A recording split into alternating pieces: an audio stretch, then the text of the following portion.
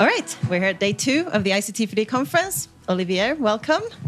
Thanks very much. Could you introduce yourself? So I'm Olivier Cottray. I'm the Director of Humanitarian and Sustainable Development Solutions at Esri. Esri is a company that develops geographic information systems, namely the ArcGIS suite of GIS systems.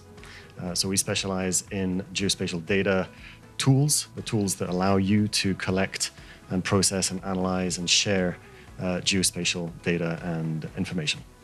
So Esri is a long-term friend of the ICT4D conference.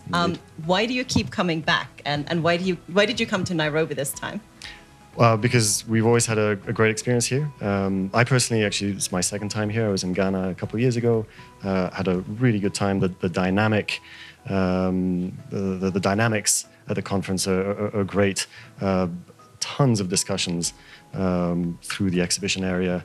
Really interesting sessions and very topical. I think this one and even the one in Ghana, we were already starting to really drill into the issue of localization, into the issue of local and national ownership of humanitarian processes, and from our perspective, also the role that geospatial systems and geospatial infrastructures have in underpinning that process of local and national leadership. So, and that's really been an ongoing theme for this one and the previous one that's extremely important to be discussing at the moment. So tell me more about that. What is the role of geospatial in the localization space? Sure. Well, if we want to be real about localization and about local and national leadership and decision making, we also have to be real about who owns the information processes that underpin those decisions. And so information management systems are that. Now, in humanitarian work and disaster risk management, these are geographic problems. It's about understanding the location of hazards and their proximity to vulnerable people, to vulnerable infrastructure, to vulnerable assets. So that is very much a geographic problem.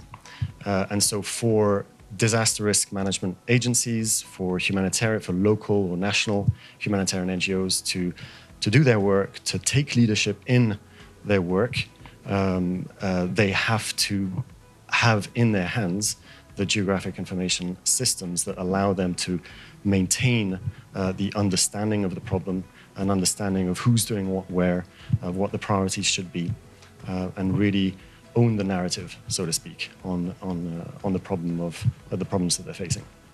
So that's super interesting. I'm wondering, how has your work changed now with the aid cuts, the contraction of the sector? Like, how has that impacted your work and the work that you do with partners? Well, GIS is a system that enables efficiency. So to be honest, there's been, if anything, more focus on the need for efficient information systems. So that's on the one hand.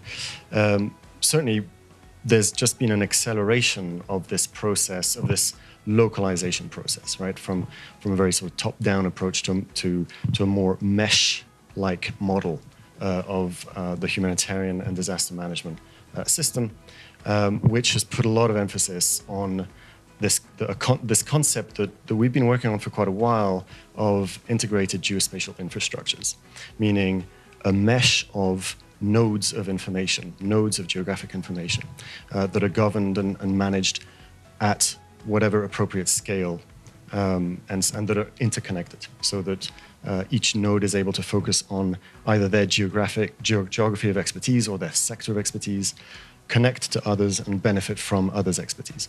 So that's really the idea behind this notion of integrated geospatial infrastructures. And those are really key, I think, to supporting this shift that we're seeing towards a mesh of humanitarian disaster response resources. So we're halfway through the conference at this point. Is there like a key thing that you're already taking away, or is this something that gives you hope that you're taking away from the conversations so far? Absolutely. I think this consensus that's building around not just localization, because the term of localization has been going on for quite a while, but I think we're getting a lot more concrete about what that means from a regulatory standpoint, from a technical standpoint, from a governance standpoint. And we're hearing more and more talk about the fact that, you know, it's not just about going from a purely international model to a hyper-local model, but very much needs also building out national frameworks so that the, you know, local organizations have a coherent framework to work within. And I've been hearing that echoed quite a bit, which I think is really hopeful. I think that's really this notion of integrating from local to national to global, and not just swinging from one to the other, is, in my sense, the way to go. Awesome. Thank you so much, Olivier. Enjoy the rest of your conference. Thanks very much. Looking forward to it. Thank you. Thanks for having us.